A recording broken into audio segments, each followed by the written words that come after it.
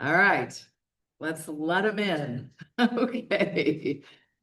We've got Dan Fox, who is our wonderful cinematographer, social media director, and runs these lovely webinars for you guys. We have, I believe it's 138 people that have registered for this. A lot of people listen to the recording as a podcast when they're driving to and from work.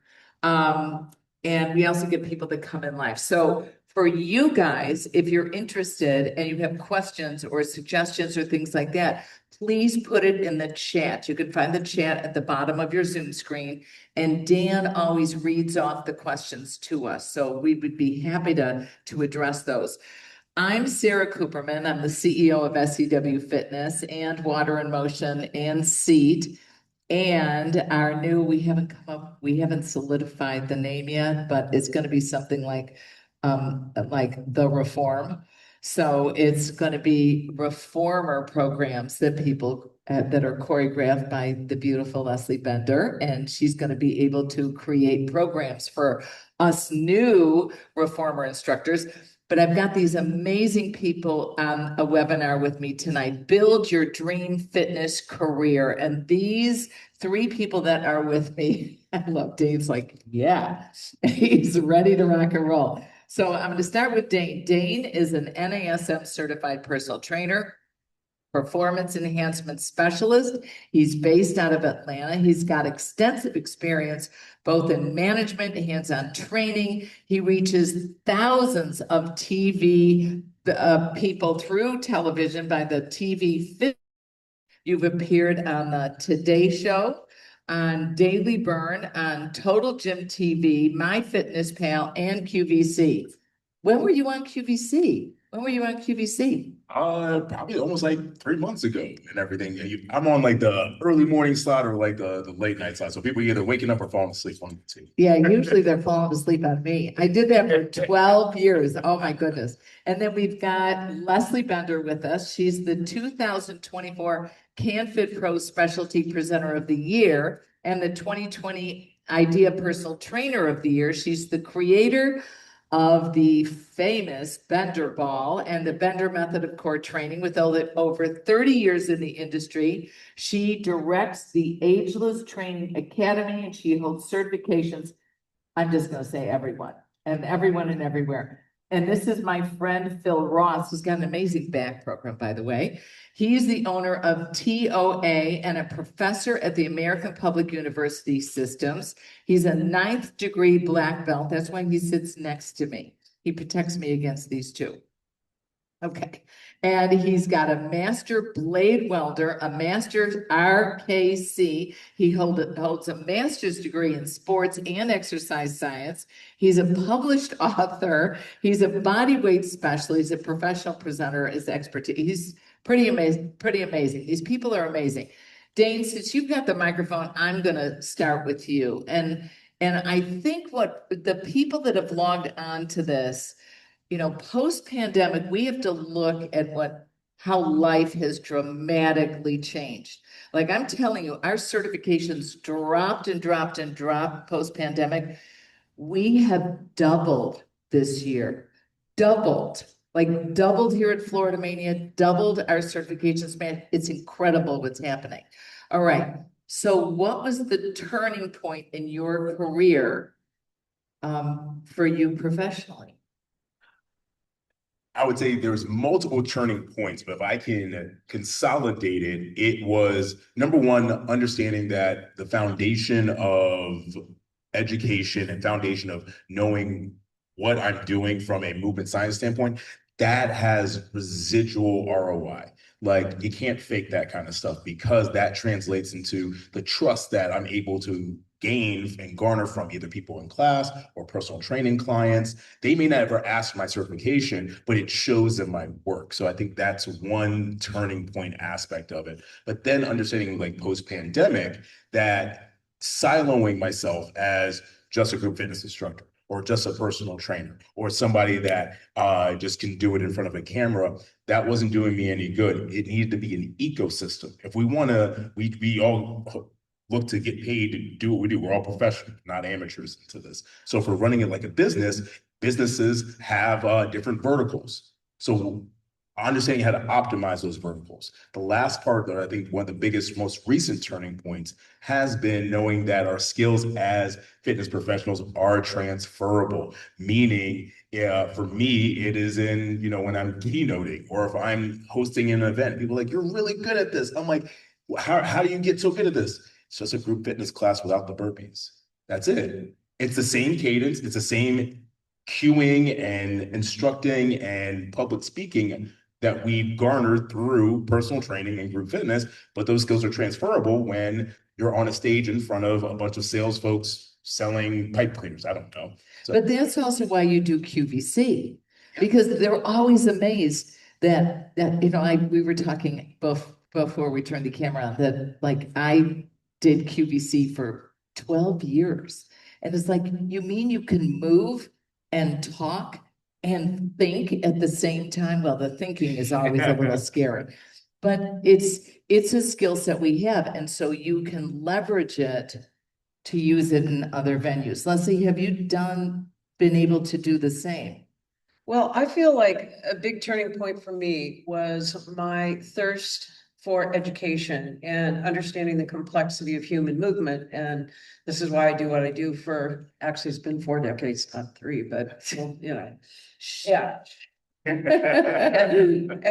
my turning point for me is when I went through the Gray Institute of Applied Functional Science, and that was in 2011. And it dramatically changed the way I looked at how we move. Like if I reach here versus I reach here, there's so many different facets of what's happening in our body. And for me, I just wanted to really know more and understand more. And so to me, it's led me into what I do, and I've transferred it into Pilates. You can do it into anything you want.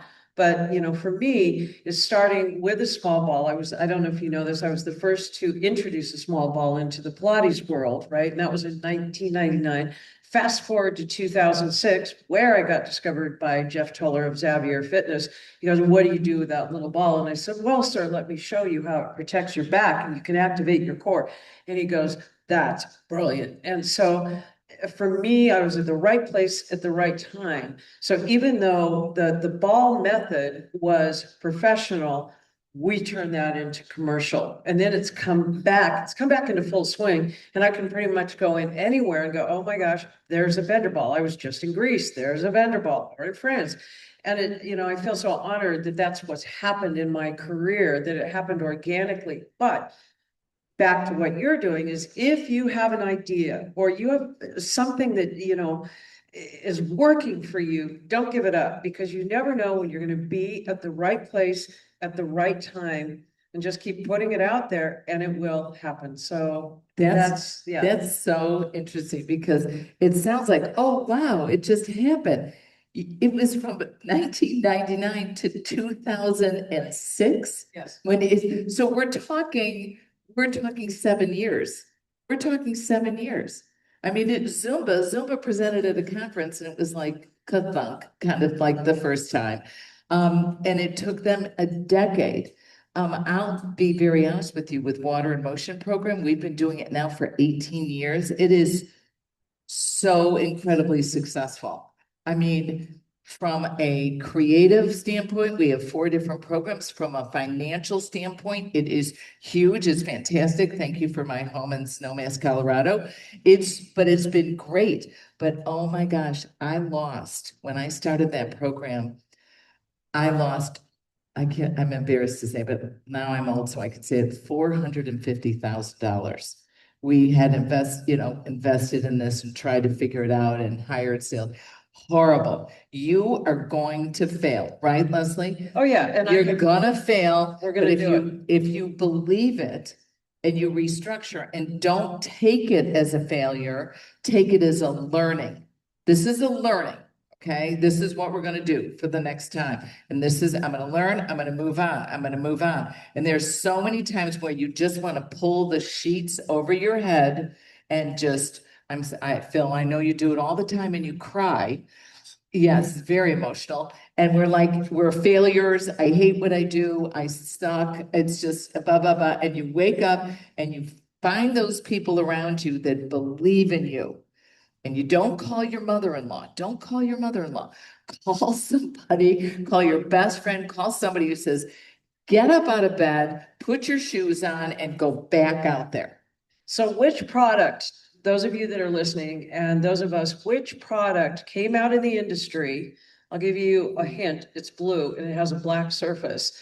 And it was a little tiny booth and people walked by it and went, that's never going to happen. What is it? It's a Bose. You got it. You got it. People were looking at that product going, it's never going to happen. Same thing with TRX. It's like, what?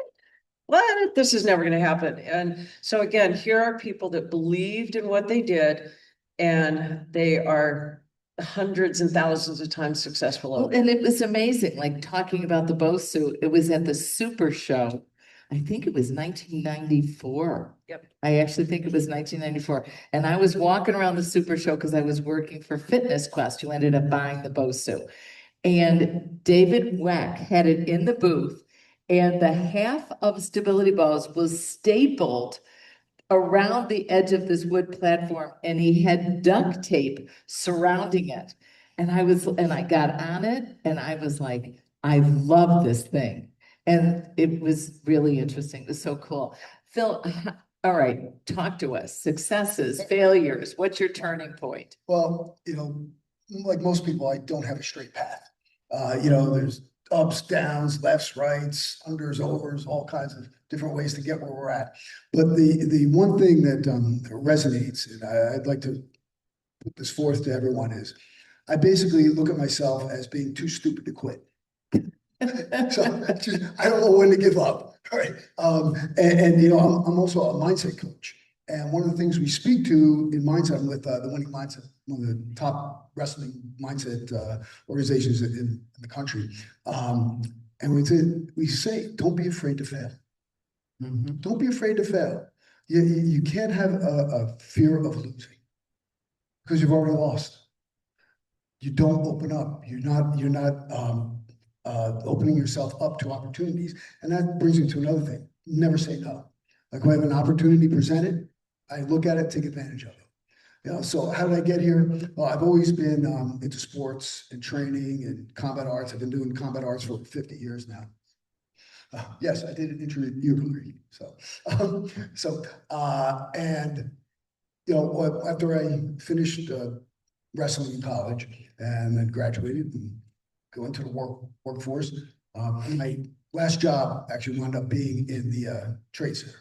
So we know how that ended up. Mm. So and I had to do a big shift. And what I did is I decided this is I'm around here for a reason. I was spared. So I said, what's my passion? My passion is my studio. I had a small studio on the side that I was doing. I just went full tilt with it. And within a few years, it was booming. It was doing great. And I said, well, I have to take to the next level. What do I want to? I don't just want to be a trainer. Nothing wrong with that, but I want to do more. I feel I have more to give. I want to reach a wider audience. So I was also a police trainer. So I put together a whole self-defense fitness series, which wound up being ranked #1. And then from there, I said, you know what? I think I want to write a book. But I'm not there yet. I need more credibility. So I got certifications. And then I decided to go back to school for my master's degree. And I went for my master's, and then I cranked out actually 5 books, but I have I contributed a chapter to another one too, so that's 6. And I'm actually working on another one right now, and I think I gave away the title already. But and the thing is, we're talking about multiple streams of income. You have to have more than one thing. Like when I had my studio, I had my classes, I had kids classes, I had martial arts classes. I had Brazilian Jiu-Jitsu classes, stand-up, ground fighting. We had it all. I was also a wrestling coach, and we had a very successful team there, which now I'm back coaching wrestling, one of the top teams in the country. And then I had personal training as well. So you really believe in, like as Dane said, in these multiple streams? Yes. Because if one of them tends to dry up a little bit, you've got something else to go in. And I'm going to interrupt you just a little. How did you build your studio from like 45 people to 150? Because I know some of us own a studio, or work at a studio, and we want to get more clients. Being out there, networking, being out there. And here's the thing, true to my word and my passion. And, I never looked at the money aspect. I just looked at success, being successful. If you're successful, money will come. And that's what I focused on. And like, as any good coach, as anyone knows, a good coach is someone who cares. And you have to care about your product, care about your students, care about their welfare. Interesting. And I'm gonna segue just a little bit. You talked about getting a master's degree and Yes. getting certifications. I get emails all the time, should I go get a degree? And it's very interesting. I was talking to Gail Bannister Munn. She's like, no, go out there and do it. And me, I'm like, go get a degree. I say yes, both. Go out and do it. I was doing it while I got my degree. And the things that it adds credibility. When you have that MS at the end of your name and you're just speaking to fitness, health, and so forth, it adds a lot more credibility. And when it's on the book cover, again, more credibility. Yeah, I agree with you on that. And I also think that being a woman in business, having a JD, for me, I'm a lawyer, having a JD after your name, they look at you a little bit differently. And it's not much differently, but a little bit differently. So it does help. What do you think about certifications and master's degree and formal education?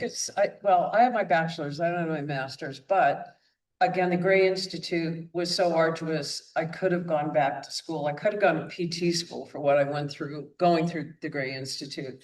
And I think that, and I'm sure those of you listening will agree that we're faced with this thing called social media. We've got a lot of people posting stuff on social media that are not certified, which is making our jobs, in my opinion, very difficult, in the fact that the person looking at person A or person B, just because they look great and they're, in a tight outfit and they're doing Cirque du Soleil outfits, versus somebody over here that has an insane amount of education. So I think we have to keep pushing in our industry, and I think you guys will agree, we need to be very,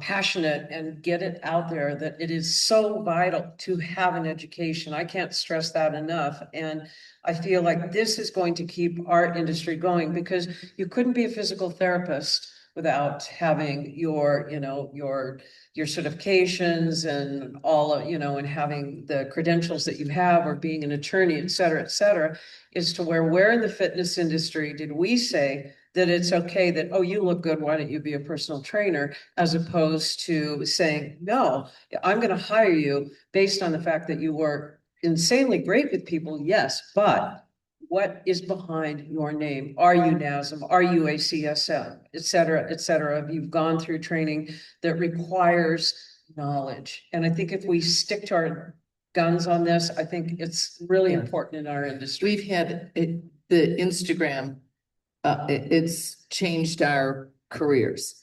Like suddenly everybody's an expert because I post more often than you. Dane, what are your thoughts on that? On Instagram? Yeah, go for it. Do you have 45 minutes, right? I think it's a yes and type of deal, is that education is always going to be the foundation. And I believe in the aspect that education gives you opportunity. And that goes into the practicality. What you do with that opportunity, well, that's up to you. And that's maybe based on your talent. That's maybe based on your experience. But you have to be able to, number one, commit to that educational avenue of it. And again, foundationally, NASM, NCSS, or CSCS, all ACE, there's so many different letters, A, B, C, D, X, Y, Z. But also at the end of the day, building on top of that, because those other certifications, I'm not the one preaching saying you need to have 1 billion certifications. Do the ones that speak to you, but also elevate your God-given talent. Elevate your skill aspect of it. And that can be in the world of fitness. It can also be outside of the world of fitness. But at the end of the day, that's where that foundational avenue is. Education gives us opportunity. It puts multiple doors in front of us, but the practicality and us being actionary is where we still have to walk through that.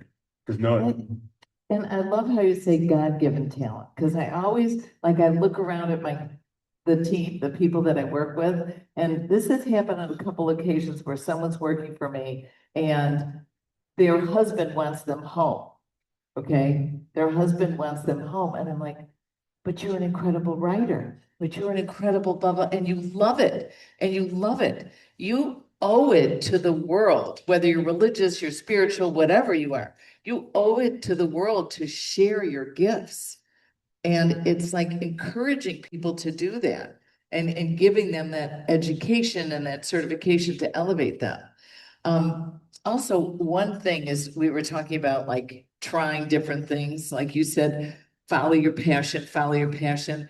And I kind of freak out by that because I'm the one who lost like my first business, I lost a down payment to a house. With the second business, with the water in motion, I almost lost my whole company. So I've learned that what you do when you're trying to think if you're going to launch something is what can I afford to lose? How much can I invest and afford to lose? And what's my opportunity? What can I make? So how much can I afford to lose? And how much do I really think I will make? And also finding those experts. And I'm telling you, 6, 7, what I'm trying, that's so old, at least I was told by this little kid at the hockey game. Oh, ma'am, Don't do it no more. ma'am, the call of death, someone calling you ma'am, that's so old. Anyway, but it's, I forgot what I was gonna say. But it's finding your path that you can, I've got responsibilities. I've got, 10, 15 staff that I have to manage, and they have families and they're counting on this income. And it's scary that I have to say, what can I do? Where can I go? And how can I leverage?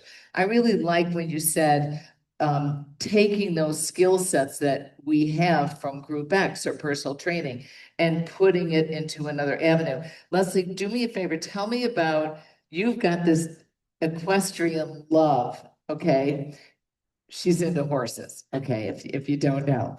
All right, is that kind of personal? I don't know. No. All right, I rode horses when I was, well, and this gives you an idea. So when I was probably, I don't know, from the age of 3 on, obsessed with horses, not Barbies, but horses. And my dad said, well, you want a horse, then you will earn it and buy it. So by the time I was 10 years old, I bought my first horse. I saved up $100. Now, back then, that was a boatload of money, but it taught me the value of working for everything I've ever done in my life. I've worked for it, hasn't been handed to me. And so with that, I feel like you have a passion. So let's say it's paddleboarding or something along those lines, or even let's pick something even broader than that, pickleball, for example, and you're a trainer. Have you ever thought about getting to know the pickleball coach or, somebody who is passionate about that sport? You go in and you start networking. Matter of fact, go take lessons. It's a blast if you've never done it. You start networking with people and go, by the way, I can help you become a better pickleball player, and I can help prevent injuries. You now are starting to build a clientele, which is not necessarily in the gym. They're out on the pickleball court, but every athlete, whether it's equestrian or whatever, they want to get better at their game, amateur and or professional. So back to the horse thing, I had the opportunity of bringing together these gals that are all dressage riders like I am. And I said, why don't we go somewhere? There is a dressage academy in France, which is absolutely amazing. And I'll do Pilates. So we put together a dressage retreat and I taught Pilates. Now, all right, I'm doing- dressage, what does that mean? dressage, it's English riding. It's Okay, just, okay. Style of it's just a style and beautiful Okay. style, a beautiful way of writing. But I thought to myself, I can't believe I put this together in 5 months. And I thought, I can do a lot more. I'm doing this in Portugal next week. So all of a sudden, I am turning something that I am really passionate about, which is writing and Pilates, and I'm bringing Pilates and horses together. And when you really look at the big dressage riders, they're like pro golfers. They make a boatload of money and they are willing to be really good at what they're doing. So you may not be working with equestrians, but there is nowhere in this country that doesn't have a pickleball court. So think about, networking with people that are on the court or tennis or golf. Think of all these different sports, and a golf coach knows how to teach you, or a pickleball coach, how to be better at hitting the ball. But I'm going to come along and I'm going to help you have better body mechanics. So that's my suggestion, Sarah, is network or get involved in something you haven't. If you've never played pickleball or you never played golf, get out there and do it. You might really enjoy it, and you're going to build a network really quickly. Yeah, and I'm sure you've done that through martial arts and Yeah. personal training and your whole studio. Yeah, actually, I've done a lot of networking and, I've gotten involved. I was a track coach. I was a wrestling coach, basketball coach. You name it, I was involved in coaching. And the thing is, hey, you want to get stronger? Hey, let's go by Coach Phil. And I mean, I'm training some of the top kids in the country right now. And why? I'm there. They know me. I'm involved. If I didn't put myself out there, I wouldn't be involved. I do the same thing with the orthopedic community too. I have several doctors that I train, and they recommend their patients to come to me either to avoid surgery, to do prehab, or to do rehab once they're done with their PTs. And that's why you need that degree behind your name Yes. with a med. Yep. You have that MS, that helps you out dramatically. Yeah, so if you need what Leslie said is you need the MS, you need some type of degree behind your name, a certification to demonstrate the quality that you have, that you're bringing. And one of the things I forgot to mention was you got to ask for help. It's okay. Like if you're gonna say, like, what is my worst case scenario? What is my best case scenario? And my stupid thing I didn't do in my first business. I have a friend who worked at Arthur Andersen. We went to law school together. He did combination JD, MS. So we had a JD MBA, and I showed him my business plan. And he said, Sarah, how are you going to get people there at 2:30 in the afternoon? Oh, I'll get them there. I will get it. They'll come because I'm teaching.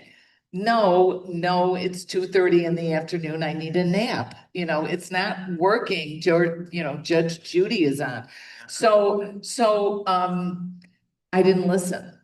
But ask for help, and people will give you help. Has that ever happened to you where you're like, I need help doing this, and can somebody create a PowerPoint for me, or can someone help me with a business plan? Or does anybody have an uncle who's a lawyer? Yeah, absolutely. When I went full-time with my gym, a buddy of mine who is very successful, he goes, do you have a business plan? I go, yeah, I plan to have a business. But he said, yeah, let's do it. So we implemented the plan and we scaled. And and networking was a huge part of it. You want to join the local Chamber of Commerce. You want to go to the Women's Club. You want to go to the YMCA. You want to go to the library. You want to build your business that way. Get people to know you. And, that's how you can cut through a lot of this noise on the internet. Okay, so, all right, let's just dive into the internet now, Okay. because everybody thinks, oh, I don't need to do this, or I do that. I'll just keep posting. I'll keep posting. No, unfortunately, you have to do both. You have to. And, I've really embraced AI now. And I have several programs that are AI based, or I do a video. And, before it was kind of painstaking because you make a video, medium to long content, and then you make short content from it. But it's very time consuming. And, the skill set in order to put the B-roll and to put it's a hassle. So I have this tool where I take my video, plop it in, and I get anywhere from 30 to 60-second videos. It puts B-roll in, and I got it linked up to hit 16 social media outlets. I press the button, bang, it goes.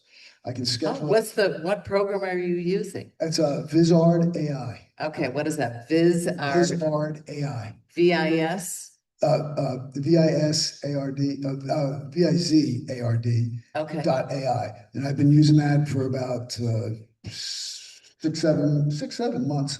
And I'll tell you, my YouTube channel is growing.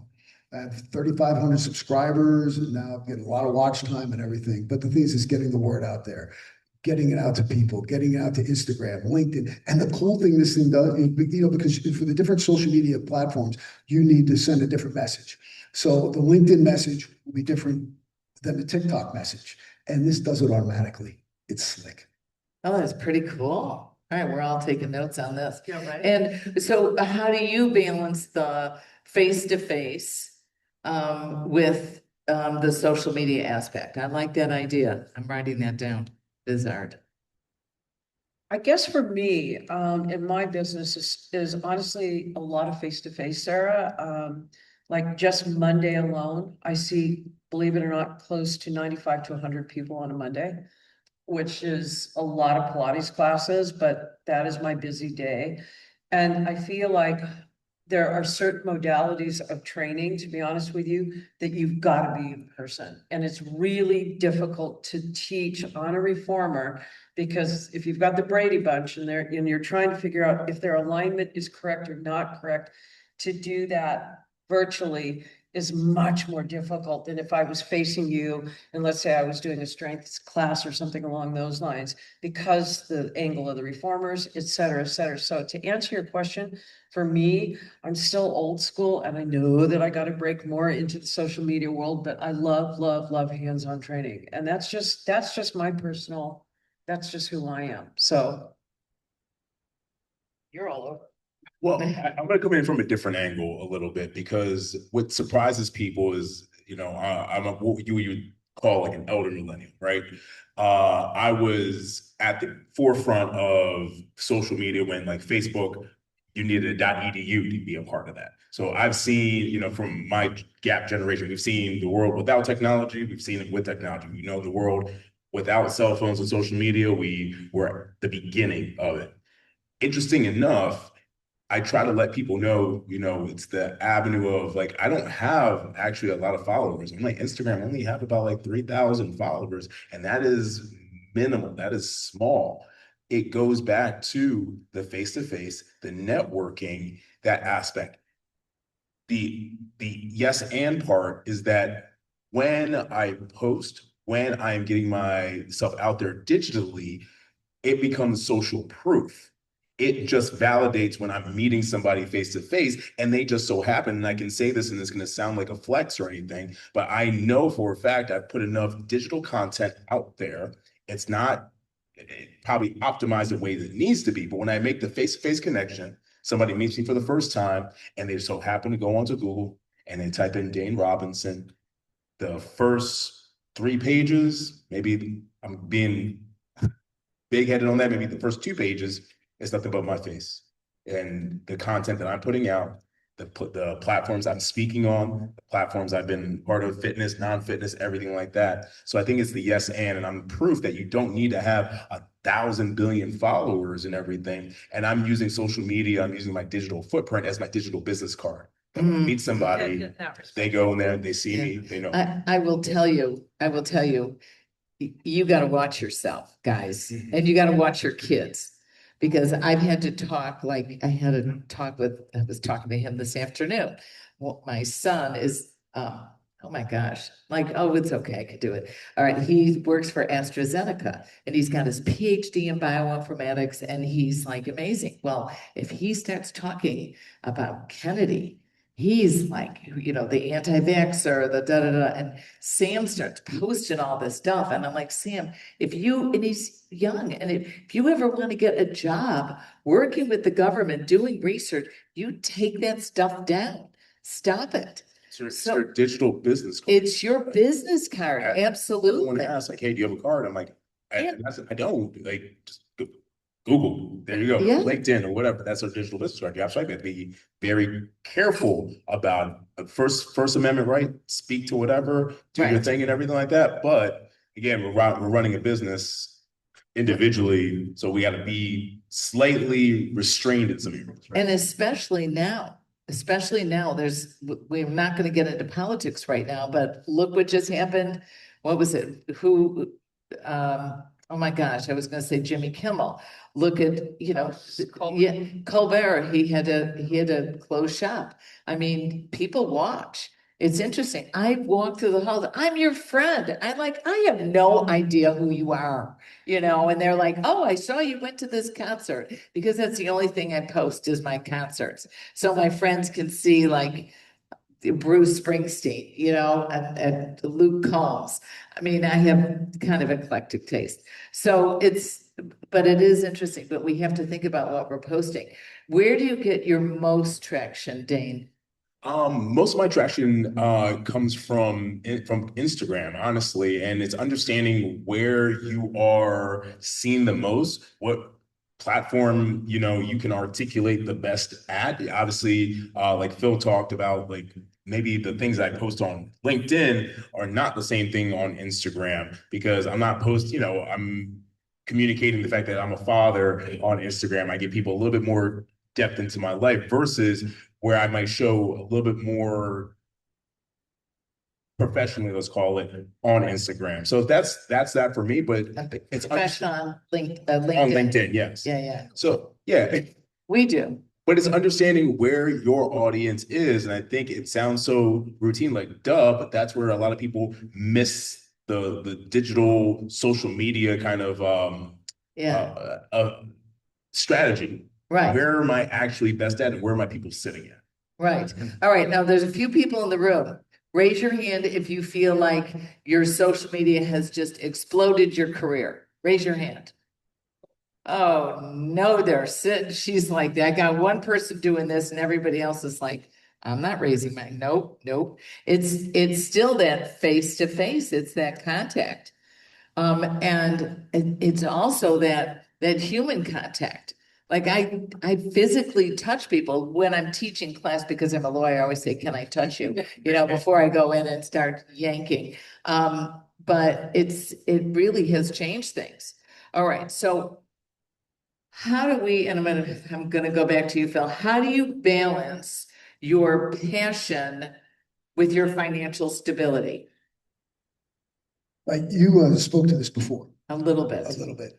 The thing is that you have to look at what can I afford to put in? And you have to look at your ROI. What's your return on your investment? How long is this going to take me to build? And at some point, you may have to pivot.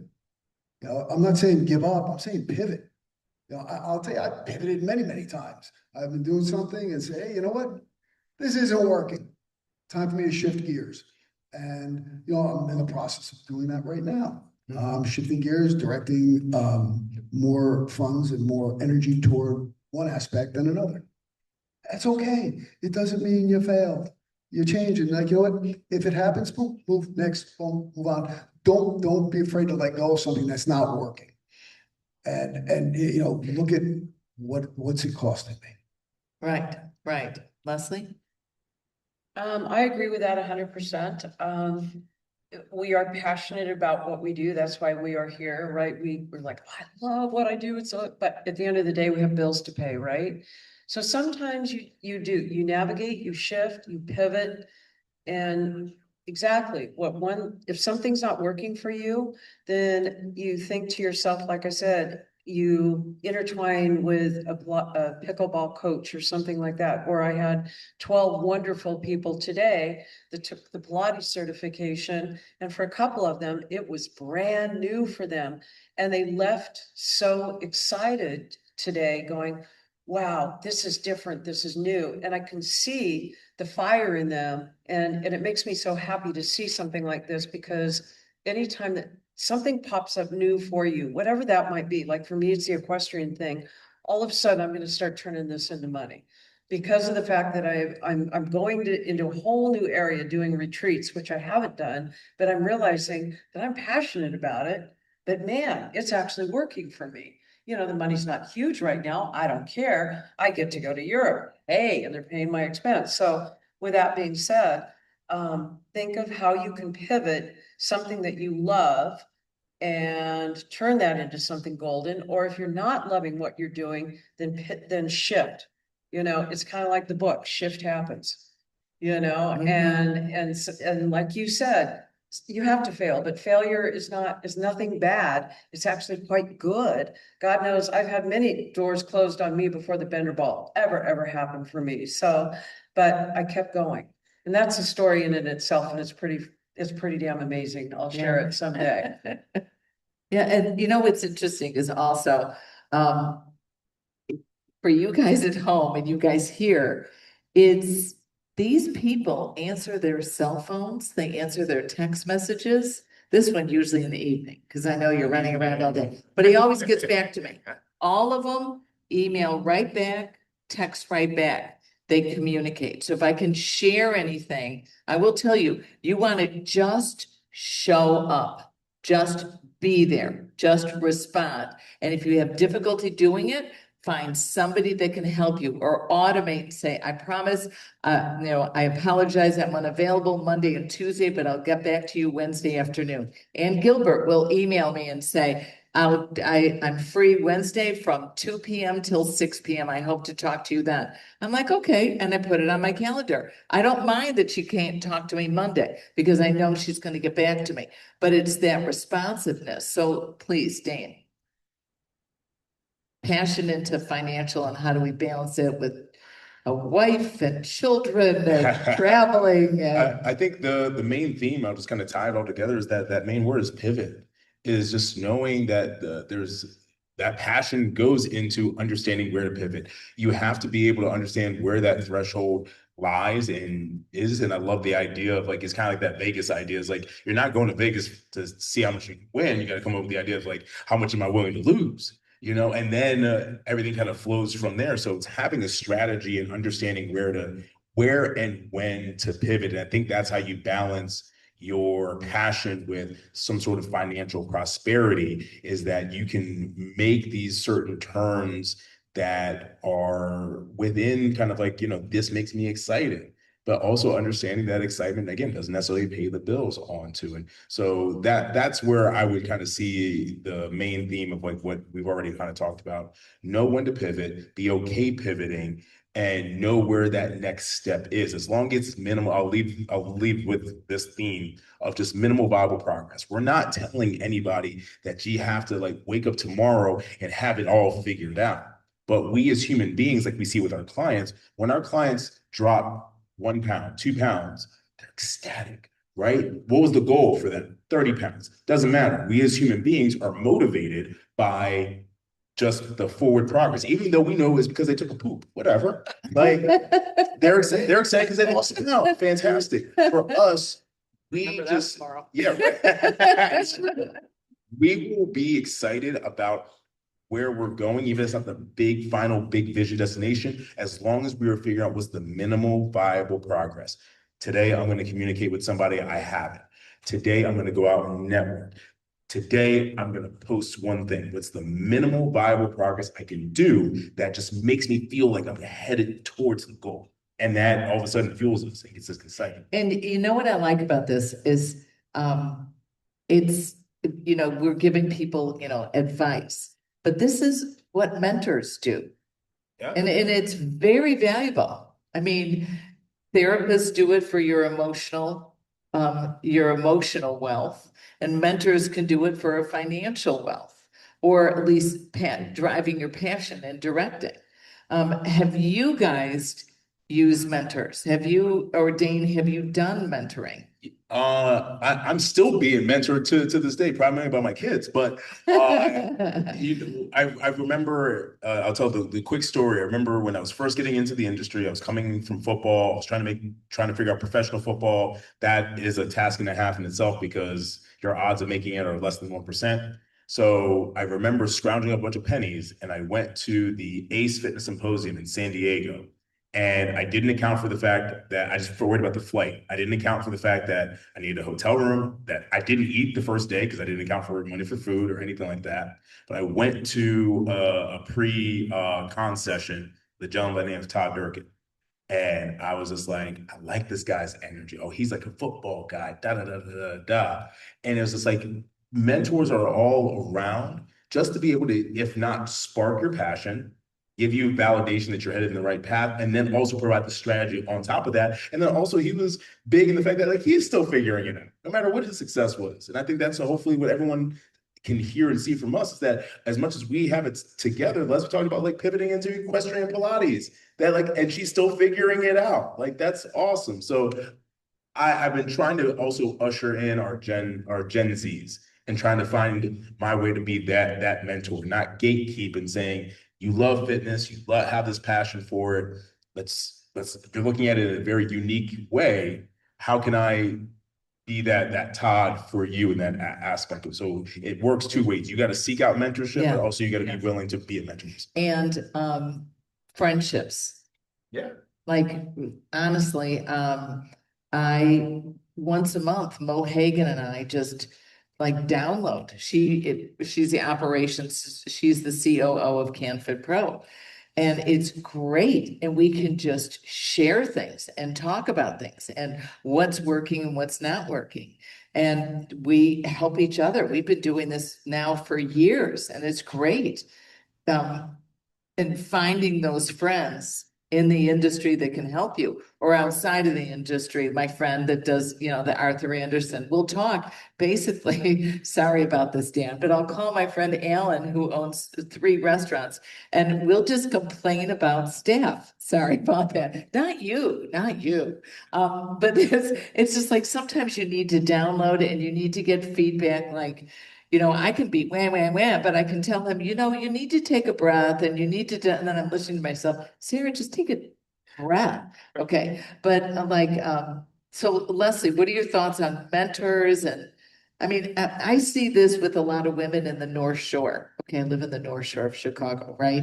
And I never was in a book club and nobody plays mahjong with me. And I just took up pickleball, but I'm like the sub and I'm the bad sub. But I'm going to get out there. I'm working hard. But it's a way for women to get together and communicate about how are we raising our children, which is incredibly important. And it's a focus group, even though sidebar is we just read the same book together. What do you think about it? Anyway, mentorship. Okay, really important. I'm going to go back to equestrian. So my mentor, my trainer is also a Thomas Myers follower, tensegrity follower, all the above. So we actually I might be sitting on my horse for 45 minutes and have done nothing except discuss life and the life with a horse and an energy of an amazing animal and how you communicate with this animal. And yet I may not have even had a lesson of movement, but I've had a lesson in mindset. Because understanding that you're sitting on a 1,500-pound animal that has a mind of its own, and how do you navigate their energy, match it with your energy, is magical when it happens. And it's also pretty crazy when it doesn't happen and they decide they're going to do something, off the wall, which, animals do or we do as humans. But I have found by working with this woman, my practice as a Pilates trainer has escalated tenfold because I'm communicating better, because I'm learning to communicate with my horse in a way that is applicable to the human being as well, energetically.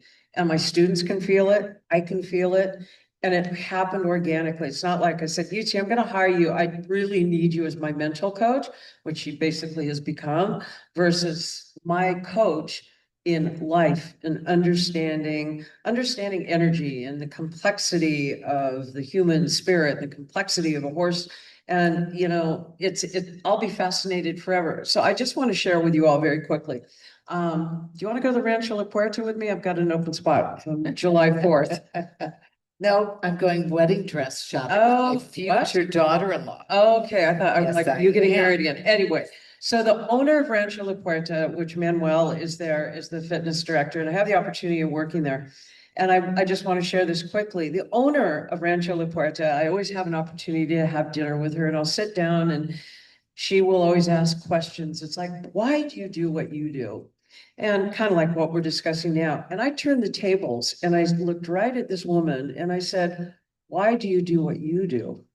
And she looks at me very directly and she said, well, I'm always curious. And this is someone who is 104 years old and still goes in and still meets and greets people. And it's like, I want to be that person because she hasn't lost the art of curiosity. Oh, I love that. I love that. Mic drop. Okay, what about mentors? Like, I believe you're a really solid mentor because of the teaching as well. This is mentorship kind of gone wild, right? Yeah, I do mentor quite a few people, but the one thing I mean, Leslie, you have this incredible business you're doing now with the equestrian Pilates. I'm just trying to wrap my head around how you get that horse on the reformer. Well, can I just share with you? So this is. Wait.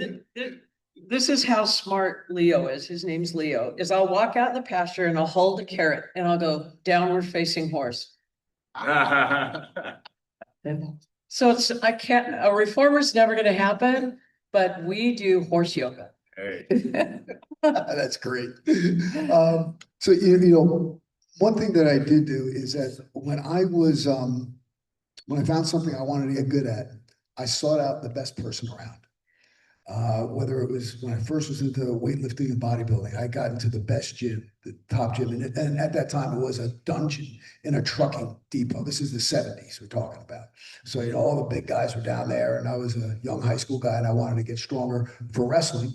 And then I found the top guys in the area, the state champs, the guys who were Division I wrestlers, to train with them. And that's how I got better at that. And then when I got into the martial arts, Bruce Lee was already gone, but I was training with I got exposed to, from my instructor, his training partner, Danny Rosanto. And then, moving on to kettlebells and Palo Tatsa line and so forth, I sought out the best. And then I watched these guys. I paid attention. I did what they did. And I would see them teaching these seminars and workshops and say, I want to do that. So what did I do? I followed the path. I made sure that I got there and I was accepted as an assistant instructor. And then before you know it, I was leading seminars with 100 people in it. And never looked back. And I had some great mentors, and I sought out the people that were at the top of the field in what I was interested in. And I took it from there. Yeah, it's interesting. Same thing. You start working with the people that you feel are the best. Because they can only make you better. Yeah, If you're the best person in the room in what you do, you got to find a different room. yeah. And you always have to be willing to learn. I'm learning stuff right now. All right, now I'm gonna shift just a little bit because we're getting kind of close. We got about 8 minutes left. What trends, what opportunities do you see out there for people? Well, there are a lot of different opportunities out there right now. And one of the things that I do see is that, we have to accept that the virtual training is there. And we have to embrace it. I mean, I just posted a course on ACE for intermediate and advanced kettlebell training. It's an ACE course, and I did it. So, I'm embracing that. I'm using it. But you know what? There's nothing like it face to face. And people are starting to realize that. Like, look, these are growing. All the other seminars I'm doing, the events I'm involved in. I was in Strength in the City a couple of weeks ago in Brooklyn. The place was packed. These things are growing. People want that face to face. Look, there's nothing like grabbing someone and fixing their posture, right? Showing them how to trigger something, showing them how to activate something. That eye-to-eye contact, that human contact, you can't beat that. And people need more of that. And I think that the trend is going to go that way again. Let's say trends. Well, one of the big trends I see happening, and I think it's exciting, and I saw it today with our Pilates certification, we had great numbers. I think Pilates and yoga and mindful training is on an upswing. it really is. And I really encourage everyone that's listening, if you haven't tried Pilates or you haven't gotten into yoga or meditation or Tai Chi or things of this nature, dive into it because it makes everything else better. When you have a mind-body connection, especially with your breath, and you're actually in tune with your body, it becomes magic. And people are rediscovering that, Sarah, as to where, a few years back, Pilates wasn't all that big. And all of a sudden, it is huge. It's like one of the top 3 workouts right now. And I think that's exciting. I think it's a rebirth of something that's been around for a long, long, long, long time. And now we're seeing that coming back. So as far as a trend, I'm going to say Pilates. I think Pilates is one of the top 3, if not maybe higher. I don't know exactly. We're going to see that. So if you haven't gotten involved in that, I'd highly recommend looking into it. And if you're here at SCW, by all means, come take classes or when we start filming, we have some amazing programs online as well. So there's the live, which is here, and online.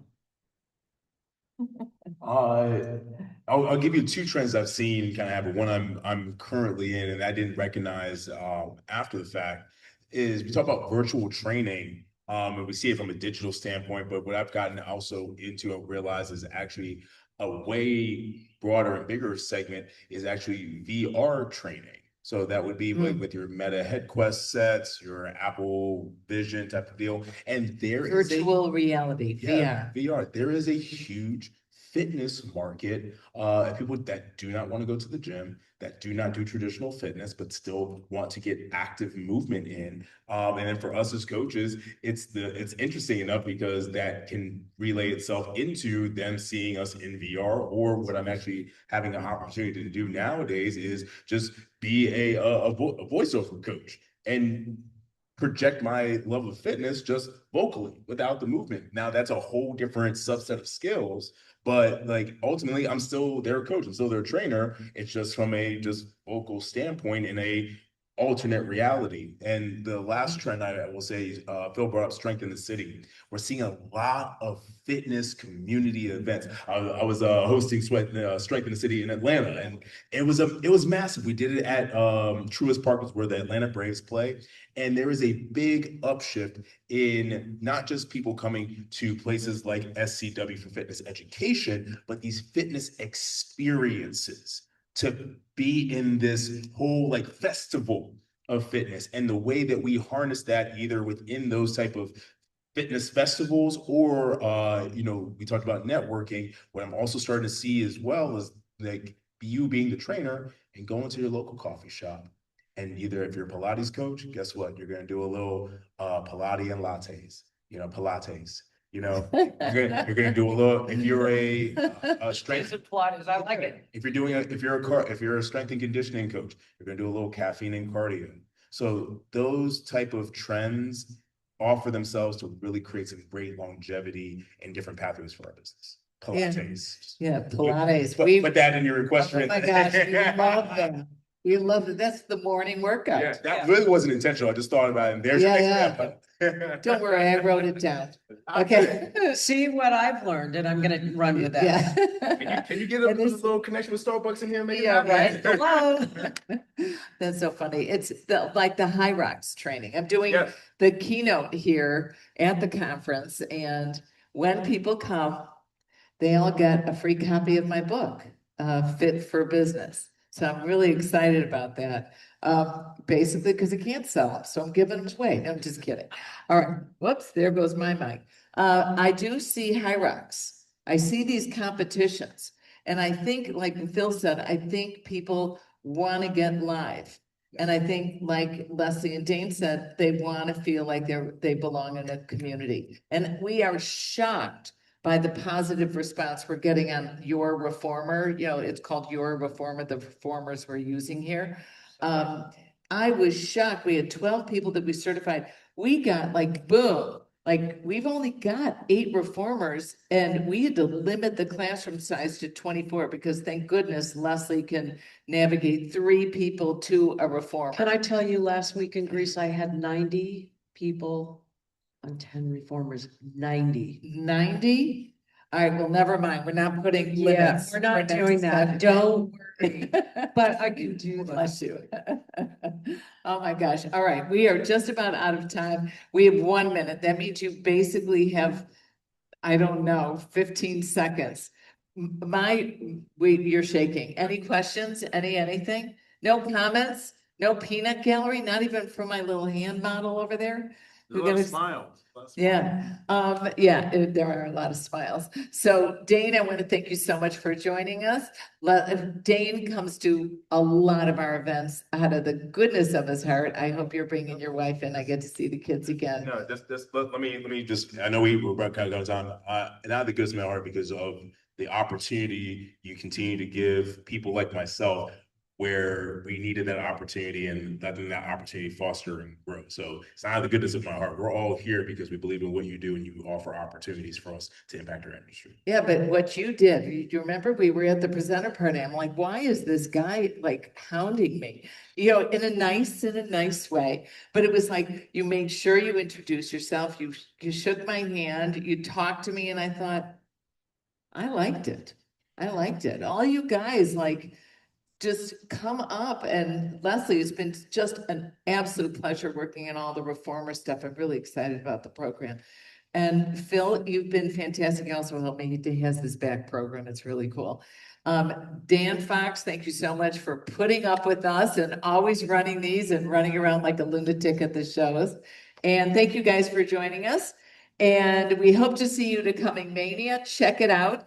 www.scwfit.com/mania. Okay, thank you. All of them have issues. Okay, good night, everybody. Thank you.